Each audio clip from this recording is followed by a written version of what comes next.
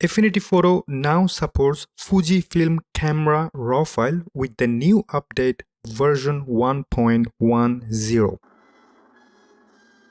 Let's come down. So what is the update all about, first of all? So let me show you exactly most of them, but you can find it in the Affinity website or DP review website. But to me, what interests me a lot, which is the GPU rendering. So that means that you can use the GPU. If you have a good one, that means the performance will improve dramatically. The second one is the raw engine improvement, which means that personally, I'm not a big fan of Affinity Photo's raw demosaic. It tend to give me a not as good result as Lightroom Capture One or Silky Pix Developer Studio Pro. So in this case, this is a very, very, very good news. Now, of course, the improvement in Japanese and Chinese languages. So I don't speak those languages, but those who speaks, good news for them. Also, the improved lens correction for Canon, Tamron, and Sigma lenses. However, there are many other improvements such as like astrophotography and the stack images, and also RAW support, CR3 support for Canon EOS 850D. But to me, the biggest news is the X-Trans sensor support has been added. Finally. All right. That's the last time, I promise. Now, I'm going to test it. So we're going to test it together. How good is the improvement of the X-Trans sensor? Because last time I tested, my goodness, the result was horrible. So what I'm going to do, I actually did not update my Affinity Photo yet. I'm going to show you right now. In fact, I have the, where is it? There's a about, there you go. I actually have the version before the last version. So one version older than the last version. So it's even worse. So let's see the improvement. By the way, just to show you about the raw file, this photo is taken in Italy, Cinque Terre, with X-T20 Fujifilm with 18-55 lens. So it's definitely an actual raw. So I'm not going to do much of editing here. What I'm going to do a quick edit, such as a bit of a brightness in exposure. So I'm going to add brightness about 10%. And then, to be honest with you, I'm not going to do anything else. The reason why I'm not going to do anything else, except, by the way, the lens correction, I'm going to leave it at default. The noise reduction stays at default. The detail, I'm going to add a little bit of sharpness, 10, radius, and amount 1. Maybe 4. And I'm going to write down those adjustment in a piece of paper. Then I'm going to update it. And then I'm going to apply exact same thing in the new version. And we're going to compare it side by side. So let's update the software right now. All right. Our software is updated to 1.10. So Affinity Photo is currently updated to its latest version. Now time for the mega test. I'm going to drag and drop this RAW file again from the Fujifilm X-T20 and will apply exact same adjustment that I did with the previous version. And I don't know about you, but right now, I don't know if it's my computer or not, but you're gonna see in a moment. But it looks minor, slightly brighter than the previous time when I drag and dropped the raw file in the previous version. I don't know, just probably me. So what I'm gonna do, I'm gonna go to the brightness and add 10% of the brightness, just like I did with the previous one. There you go. And in the detail, I will add radius 10, which I did already in the previous version as well. And 5 of the amount. Everything else remains the same. Lens correction, lens profile, they all stays the same. I don't touch anything at all. Right. Now I'm going to click develop and it's going to take some time. And then I'm going to export exactly the same location. Now, to be honest with you, export is faster. So I'm going to close the Affinity Photo. Now, here's the thing. We are talking about a Fuji file, right? So in order to have a proper comparison of the improvement of a software when it comes to Fuji, you have to have a proper Fuji JPEG, the Fuji JPEG from the Fuji camera.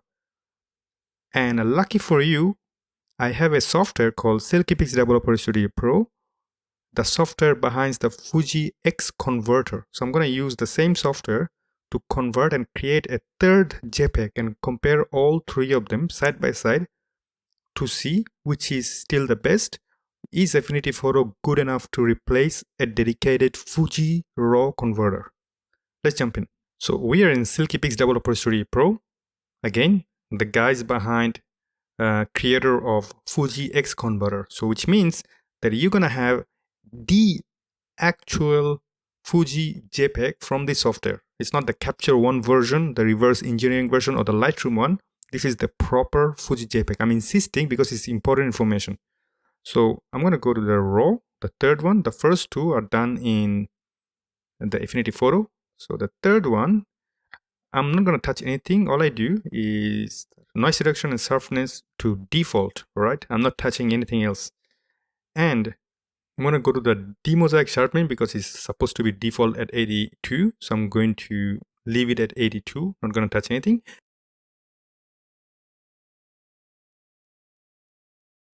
But if you remember last time that in Affinity Photo, I added brightness, right? Now, looking at the thumbnail, without even touching the brightness level of this particular software, but they all three look exactly the same. So do I add more more brightness or not?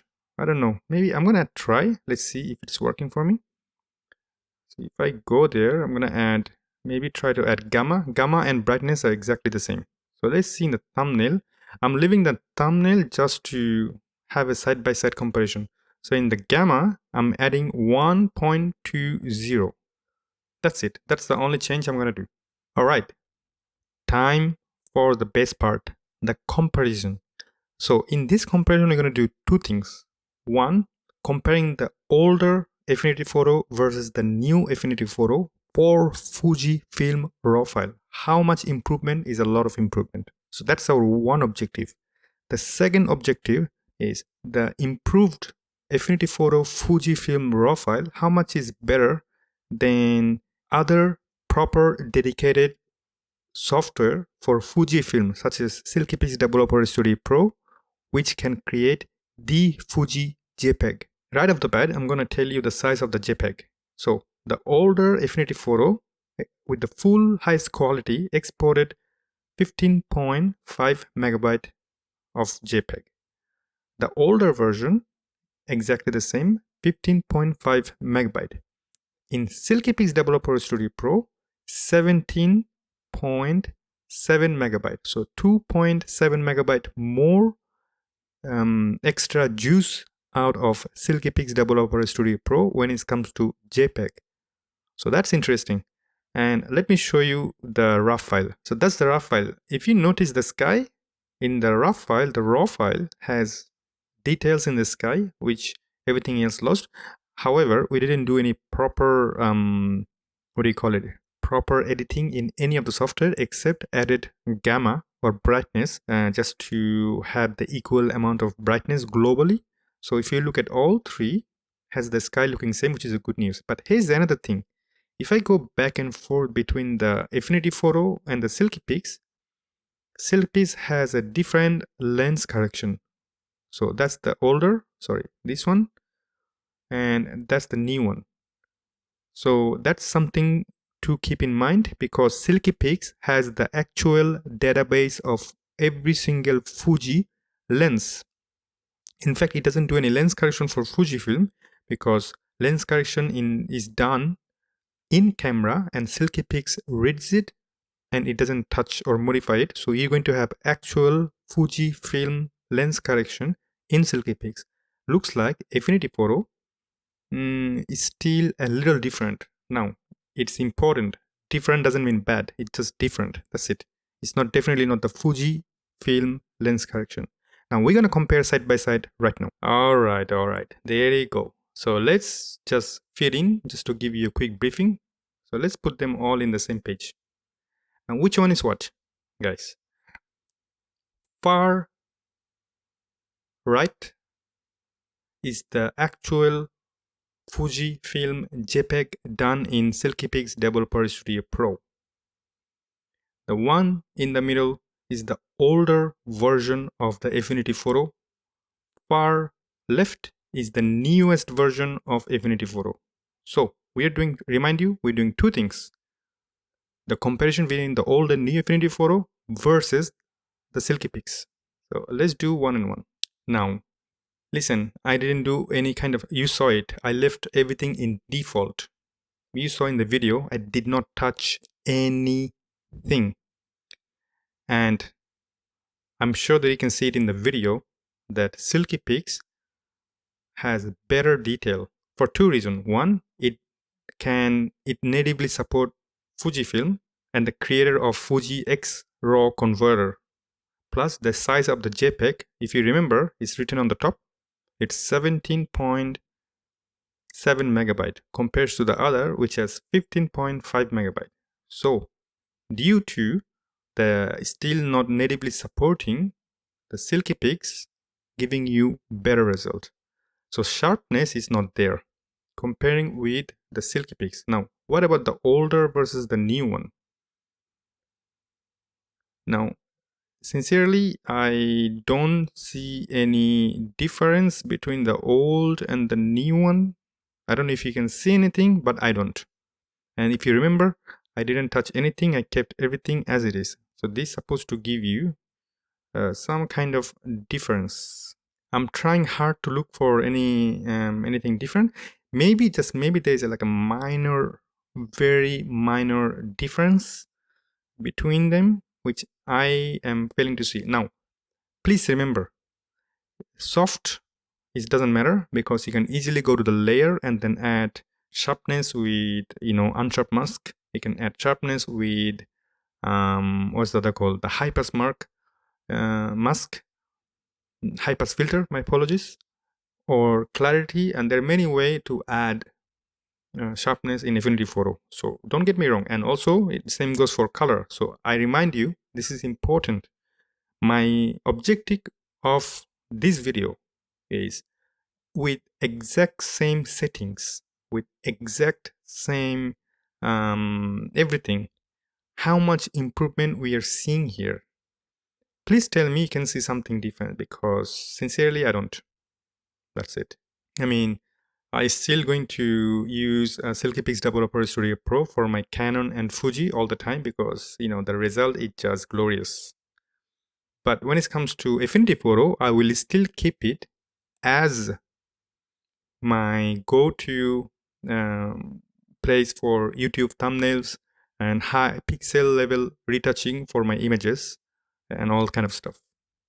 So I'm gonna finish the video right now because I don't think it's worth continuing anymore. You have your answer.